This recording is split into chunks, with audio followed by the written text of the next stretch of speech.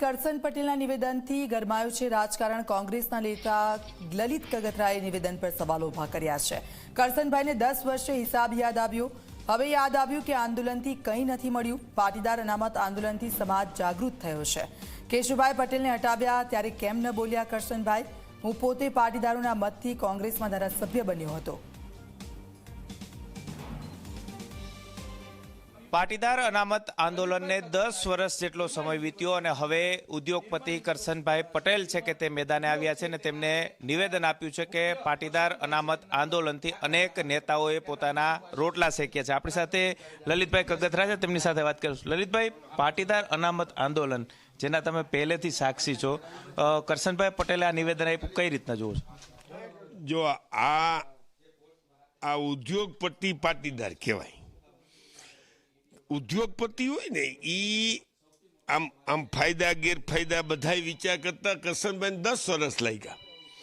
10 વર્ષે એને ખબર પડી કે આ આંદોલનમાંથી કેટલાય લાભ ખાટી ગયા અને હવે 10 વર્ષે ખબર પડી કે પાટીદારની છોકરીને તમે એથી ઉતારી।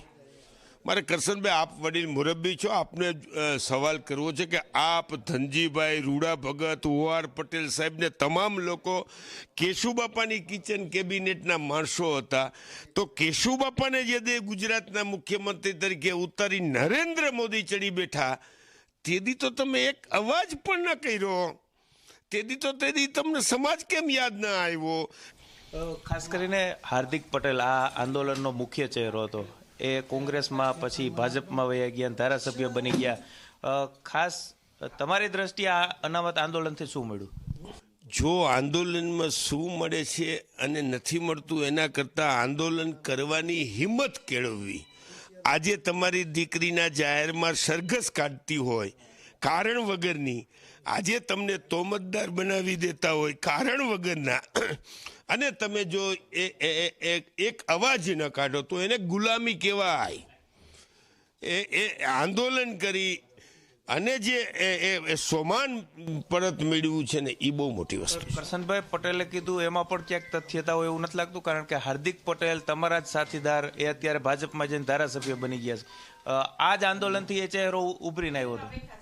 કરશનદાસને શું તકલીફ છે એ મને ખબર નથી, પણ મારે કોઈનું નામ લેવું નથી। હું જાહેરમાં કહું છું કે પાટીદાર આંદોલનને હિસાબે જ મારા સમાજમાં પરિવર્તન આવ્યું, હું ધારાસભ્ય થયો। હું ખુદ જ કહું છું અને મને એમાં જરાય સ્વીકારવામાં જરાય ખીચખીચાટ નથી। મારો સમાજ જે ભારતીય જનતા પાર્ટીમાં આંધળો વરેલો હતો, આંધળો, અને આજે પણ છે, એ આંદોલનને હિસાબે જ પાટીદાર સમાજે કોંગ્રેસને મત દીધા હતા અને તેથી જ હું ધારાસભ્ય થયો। ચોક્કસ જ લલિતભાઈ કગથરા હતા કે જેઓ પાટીદાર નેતા છે અને ખાસ કરીને તેમણે સ્પષ્ટ કહ્યું છે કરસનદાસ ને જે રીતના હવે 10 વર્ષે આ ક્યાંક જ્ઞાન છે તે આવ્યું છે, પરંતુ સૌથી મોટો સવાલ એ છે કે પાટીદાર અનામત આંદોલનથી જ પાટીદાર સમાજ છે તે જાગૃત સમાજ છે તે બન્યો છે અને એક્શનની અંદર પણ આવ્યો છે। કેમેરા પર્સન ઉદય પવાર સાથે ગૌરવ દવે, ઝી મીડિયા, રાજકોટ।